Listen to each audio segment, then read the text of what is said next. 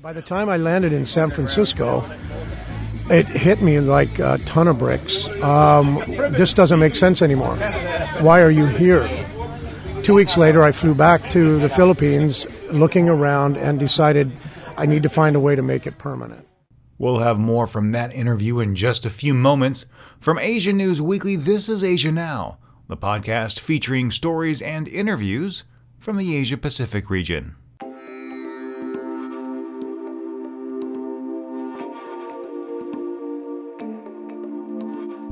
What does it take to make a go of it in a foreign land?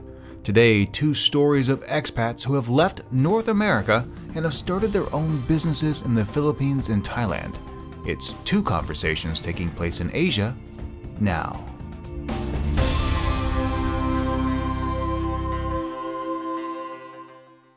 Welcome everyone to this week's episode of Asia Now. I'm your host, Steve Miller, and I'd like to thank you for listening and downloading to this week's podcast. So here's the deal. You've graduated college and you want to go abroad. Europe is always intriguing, and the idea of spending some 6 months or more backpacking across the continent does in fact appeal to many. However, for many others, Asia is the draw. Recent college graduates go to countries like Japan, South Korea, or even Thailand to teach English for a few years. They pay off any debt they may have, and they spend their free time traveling around to neighboring countries. In all honesty and in full disclosure, that's pretty much how I arrived in Asia. I'd always wanted to visit this portion of the world, and after I did, I wanted to stay longer and work. So I looked into teaching English. And that has led to other opportunities and the ability to travel extensively throughout the region. In fact, in this past year or so, my wife and I have been, all over South Korea. We've been to Japan, the Philippines, Cambodia, Thailand, Singapore, and even Malaysia. But for some, Asia forms an even stronger bond.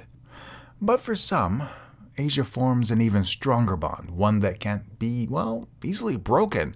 And while many English teachers do return home to their countries of origin to pursue those chosen careers, others have carved out niches here and even have started their own businesses and have made new lives around it. Today, I'll be sharing interviews with two such individuals. Both have very different pathways to Asia and work in different sectors. We begin with John Wood, located in the Philippines, whom I caught up with in person on Alona Beach. We had our conversation near his restaurant, so there is a fair bit of background noise, so just be aware of that. In fact, we actually had to delay our interview for about 15 minutes since he was running the grill that day and needed to cook up some of his signature hamburgers before we recorded. We then sat down at the bar for a quick chat. All right, John, welcome to the podcast. How are you doing today? I'm doing really good, thank you. I mean, look around. It's beautiful here. It's paradise.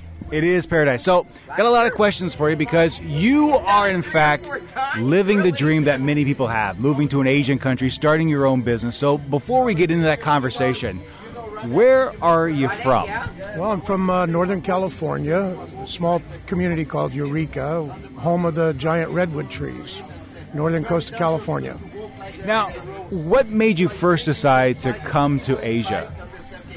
Well, I had done quite a bit of traveling, Mexico, Central America, but I'd always had a dream about coming to Asia. And I'd reached a point where I felt it was time, and so I came over and took a look and had a really good time, my very first visit. And didn't realize how much I enjoyed it until I went back home, and then it hit me. Well, let's talk about that. So Asia, incredibly big place.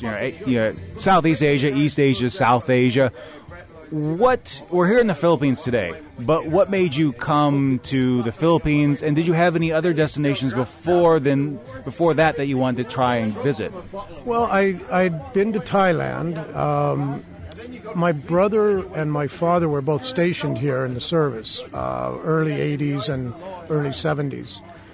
And talking with my brother, he said, well, try the Philippines, and the language made a big difference because they're taught English in school here. So communicating was not so difficult as I experienced in Thailand and stuff. So, and I still have other aspirations of going other parts of Southeast Asia, Malaysia, Indonesia. I've been to Singapore, Hong Kong, but there's a comfort zone here in the Philippines that I haven't found anywhere else. And so I call this home now. So. Well, let's talk about that. So you already mentioned previously that when you went back to the United States, you decided, well, I really love Asia. I need to go back. What was that process like? Well, like I said, after my first visit, which was a month, and I said goodbye and everything, and by the time I landed in San Francisco, it hit me like a ton of bricks. This doesn't make sense anymore. Why are you here? 2 weeks later, I flew back to the Philippines, looking around, and decided I need to find a way to make it permanent because I fell in love. It's easy to do. I have certainly fallen in love with the Philippines as well. Now, what did you do in the United States before coming here? Well, I was self-employed most of my life. I started a video production company, ran that for about 20 years. In that, developed a TV show for real estate, and that became my next aspiration. I started getting involved in real estate. So I sold the video business, started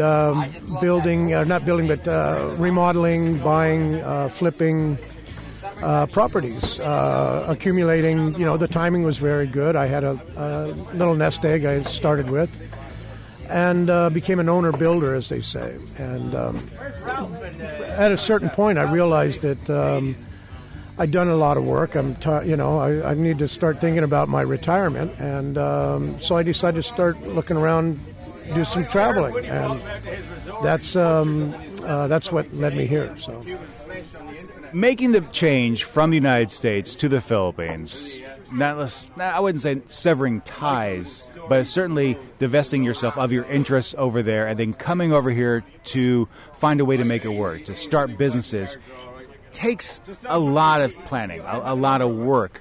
How did you prepare for that big change?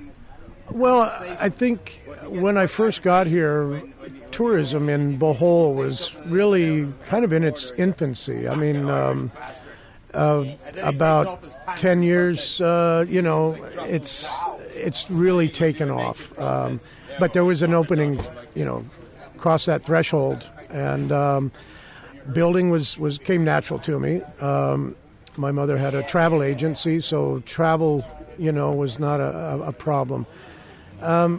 The thought of coming over here and maybe creating some job opportunities was a major part of my decision making, and there was a lot of opportunity to do that here. So. You started the business in the United States. You've started a business here. What do you do now here in the Philippines? Well, currently, I jokingly say I sell tacos on the beach. Being with the resort that we built 8 years ago, we had to develop food. I mean, we had to be focused on food because of where we are location. There was no other options for our tourists, for our guests. And so we became known for the foods that we served, the taste and the different than in most places. And I was invited to open up a kitchen here at Birdwatcher's Beachfront Hotel. And we've just hit the ground running. People have just been very excited. We see a lot of return customers. We're here right on Alona Beach. I mean, you can see we're just meters from the waves. And so it makes for an overall great dining experience and great conversation. You got people from all over the world here. So it's rather exciting. So. That it is, and I have to fully confess, I have tried your tacos numerous times, and my favorite is still the mesquite chicken. It's fantastic. Highest recommendation there. But I have a question. So starting a business in the United States, starting a business here, what did you find was the location that was more challenging? Well, some of the ordinances, pose challenges. There's some certifications that you have to get that, you're kind of scratching your head, and I understand. They do want to protect the environment here, which I'm happy to see. But I think the timing for me was really good because I was received with open arms. I attended a local council meeting with the local government unit. They welcomed me with open arms. I was bringing jobs. I was bringing opportunity. And then we have the end results is we have people coming from all over the world coming and staying there and having a chance to see the small community where we are. So now let's switch gears for a moment before we close out the interview. I've been away from the United States for a number of years, like yourself. Do you ever find yourself missing friends, missing families back home? Well, of course. I have cut the cord. I'm here permanent. I did make quite a few trips back to the U.S., visiting my friends and family and stuff. And I always gave them an open invitation. I've got a place on the beach, not too bad. You can always come over anytime you want. And my mother did come over and visit, and I was really happy to see that. I do have a brother living over here in Negros, neighboring island. And there's always an open invitation for any of my friends and family to come over. So that's kind of how I've handled it. I really don't know if there's a visit for me going back. I'm all in here. So. John was an absolutely delightful individual to speak with, not only during the interview, but my wife and I also chatted with him on and off during our stay in the area. I really do appreciate him taking the time to speak with me, especially since he was on the clock. John, of course, is the owner of both Keila'a Beach Resort and Woody's on the Beach at Panglao Birdwatchers Beachfront Hotel. Please take a look at the show notes for the link to his properties. But not everyone has the resources or expertise to open up a resort and then a restaurant on the beach. It sounds like a dream, but I actually tend to get the shakes when I think about what must be involved in doing something like that. That's why I reached out to an old teaching colleague of mine, Chris Bakke. Rather than opening up a place of business, Chris has become the man behind the blog One Weird Globe and has carved out his niche online as a digital nomad. Chris, welcome to the podcast. Hey, Steve, how are you? I am fantastic. Now, got a question for you. Where are you originally from? How did you first become interested in Asia? And what ultimately was the deciding factor that brought you to Asia? So I started teaching English in South Korea in March 2008. Whoa. Where are you from? Okay, fine. Where am I from? I'm from the U.S. I last lived in Lexington, Kentucky, and I was born near Chicago. And I was teaching computer classes at the local library in Kentucky. And I've been doing that for about 6 months and began to get a little bit bored. I asked myself, well, what else is there out there? Started typing in some random job searches, found a job teaching English in South Korea, and said, can I do that? Can I actually, teach English in a foreign country? And so you look at the requirements and you say, okay, you have to have a bachelor's degree. You have to have some experience teaching. You have to like children. You have to be a native English speaker. And you have to be willing to go to Korea for a year. So I said, okay, I can do that. And so I sent off my application and my photo. The next day I get a call from the recruiter who says, well, we'd like to set you up with an interview for the school. Yeah, okay, let's get this party started here. And a few months later, I found myself in Korea. I started keeping a blog about what life was like in Korea, the places I was checking out, stuff like that. It was really just meant for family and friends. And then 6 months later, I noticed there were like 5,000 people a month seeing it, and I go, "Who are these people?" I didn't share this blog with them, and they're finding it obviously, which was cool.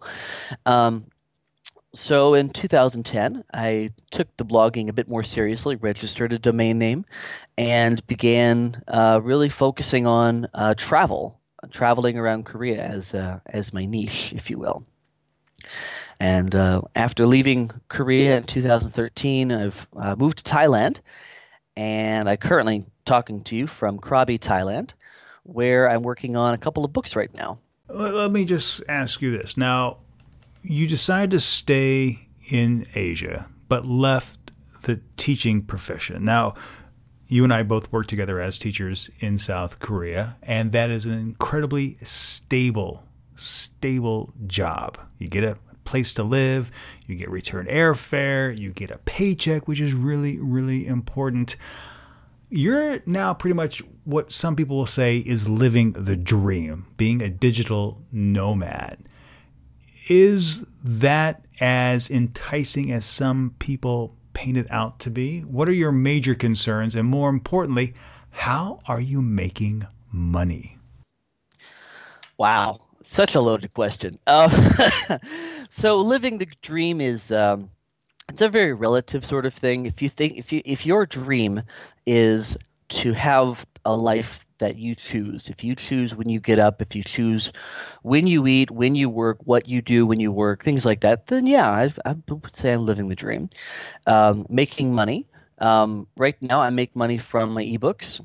I make money from occasionally doing some freelance writing, occasionally doing some freelance web design. Um, One of my businesses is buying and selling domain names, and that's something that I'm still really working out the kinks on. But the gist there is picking up names at auction or finding names people might be interested in buying but didn't realize they were available, and then working with them to help them secure a better domain name for their business. So going from a steady paycheck to this digital economy, how stressful is that? It's terrifying.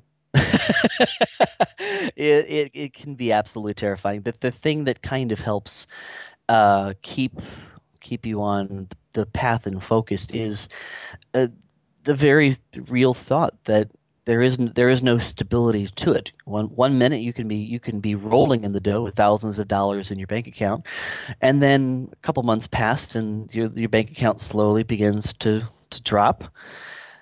And you kind of begin to go, okay, well, what's coming in soon? I hope I can get this finished and ready, you know. Um, it also helps, honestly, to have an awesome spouse whose income is a bit more stable.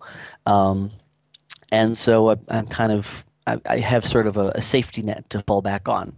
Okay, speaking of safety net, and you are married, you do have a spouse who's also earning income. If you were doing this solo, would you have enough income to live the way you want to live? No, not right now. Uh, that said, the path that I've taken, hindsight being 2020, it's the sort of thing where you can look back and you go, well, I wish I had done this a little bit differently. I wish I tried this a little bit differently. I wish I had gone to consider this path a little bit more differently. Um, I would definitely encourage people, if they're looking at the digital nomad community, if they're looking at how to get started on their own, start with an idea, a serious idea of how you're going to make your money. Start with a serious business plan. It doesn't have to be like an encyclopedia, but it needs to be a serious, specific idea of what you're going to do. I found myself going from one idea to the next, to the next, to the next, to the next, and it's not bad to idea hop. It's some people would say it's better to fail quickly to realize an idea won't work Then hang on to it for too long. Exactly, exactly. So I failed quickly, and Well, I so would now see. I look at it a different way. I don't see you as a failure. I mean, you may have not have all successful endeavors, but you're in Thailand. I'm in South Korea. It's bloody cold right now. You're in a place where it's really warm, and individually, you may not have all the success that you were striving for, but as a collective family unit, you're doing, I think, quite well. Is that an accurate picture? Yeah, we're doing reasonably well. It's nice at any given time I can hop on the scooter and go 10 minutes to one of the most beautiful beaches in Thailand. I can go 5 minutes more to an almost completely isolated beach and take some time off, relax. I would not take my computer out there to try to do work because working on the beach on a computer just It doesn't don't happen. bother. It It doesn't doesn't happen. happen. Too many distractions, let's just say. Um, well, I was just going to say that in terms of what you deem success, sometimes that's dollars and cents. Sometimes it's lifestyle. Sometimes it's your ability to choose your lifestyle. We travel almost every weekend. We work our butts off Monday through Friday so we can travel on the weekend. But when we work our butts off, we work our butts off on the stuff we prefer to do, the stuff we would rather be doing. So, That is an excellent, excellent point. So let's switch gears a little bit. You've been in Asia for the better part of a decade. Is there anything you miss about the United States? occasionally the food, occasionally a good old big old burger, or sometimes some of the local attractions, perhaps something where you don't have to struggle to understand what's going on because all the signage is in English. Um, we do have this idea of taking an epic road trip across the U.S. to kind of reconnect with the country. Um, but honestly, 99% of what you might want from a Western country can be found in most first world areas of Asia. If you go to Bangkok, you can find any of the latest tech. If you go to Seoul, you can find any of the latest tech. Then the further you get away from the bigger cities, the more challenging it might be to find. But as a whole, not really. There's not a whole lot that I miss from the U.S. What about friends and family? How do you manage being away from those individuals? Well, to be honest, between Facebook and Skype, I keep up with most of what's happening in the U.S., both with friends and family, and what's happening with the culture in general. Like a good example, I watched the Super Bowl, which, as you know, aired Monday morning here instead of Sunday night in the U.S.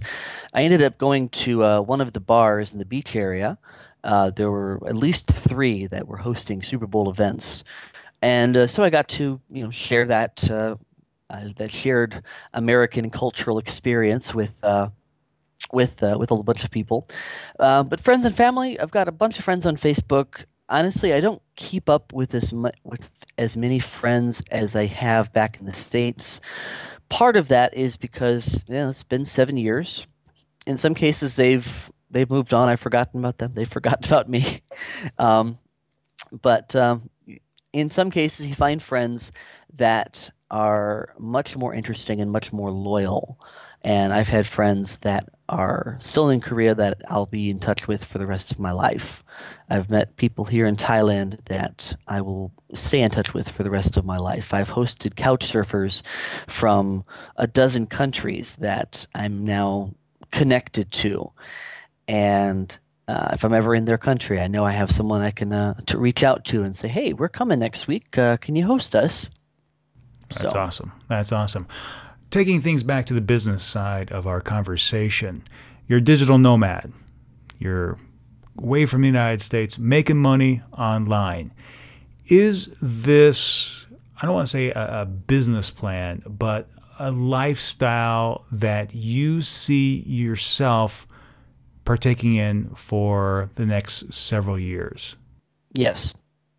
In fact, yeah, basically, my wife and I plan on living abroad and traveling and working online indefinitely. When we first met, we had our typical conversation of how long do you want to be in Korea? How long do you want to be living abroad? Do you want to go home? And our conversations eventually turned to we don't plan on going back to the U.S. We don't plan. She's from Canada. She has no plans on going back to Canada. Maybe to visit. Last Christmas, we went to visit her parents, surprised the hell out of her mom, and went to see my parents as well, which was nice. It was nice to visit and reconnect.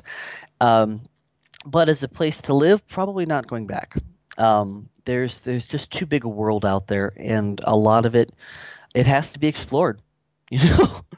And yeah, so we'll be at least this is our plan right now. Our plan is to live abroad indefinitely, um, teaching, explaining, making business, making money, and traveling. I've found a passion and a niche that has me finding the weirdest places around the world, and I don't see that going anywhere for a long time to come. Well, speaking about that, what do you have coming up in the near future? Yeah. So the blog is oneweirdglobe.com because we live on a pretty weird globe. I'm working on two books right now, both of which will be finished around the end of March. One of them is a guidebook to Thailand's weird, bizarre, offbeat sort of destinations. There'll be over 100 of them, and some of them are ones you've heard about, some are ones you've never heard about at all. So that'll be in print and an ebook around the end of March. The other one is a book about Thailand's hell temples. Now, when you think of Buddhism, you think calm and peaceful and meditative. In reality, Buddhism has a kind of a dark side. And these hell temples are where they show the devout Buddhists what happens to you in the Buddhist afterlife. If you're bad in this life, your karma will come back to haunt you, literally. So it shows in rather graphic detail what happens to you if you're a thief, your hands cut off. This book will be NSFW. If it were a movie, it would be R-rated and should not be seen by kids. But if you're the sort that likes the craziest, most bizarre places, this is the book for you. Chris Bakke is a man who wears many hats, and you can keep up with him at One Weird Globe on Twitter and oneweirdglobe.com on the interwebs. Chris, thank you so much for joining me this week. Thanks for having me, Steve. Before I go, I'd like to thank all my guests for appearing with me and, of course, for taking the time out of their busy schedules to chat with me. I really do appreciate it. You'll, of course, be able to find links to their sites in the show notes, so please take a look at them. But now I'd like to hear from you. Today you heard two very different stories, two different pathways about leaving one's home country behind to come to Asia to live on one's own terms. Which one of these stories resonates most with you? The digital nomad or the hotelier? Are you coming to Asia and are planning to start your own business? If you are, let me know. Or if you've already left your home nation and have started a business here, I'd love to hear from you as well. I hope you'll take some time out and share your thoughts in the comments on Facebook or Twitter.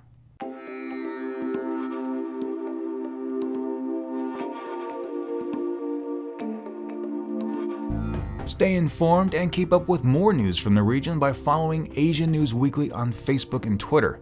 You can also send an email to the show with your comments, your questions, and most importantly, your feedback.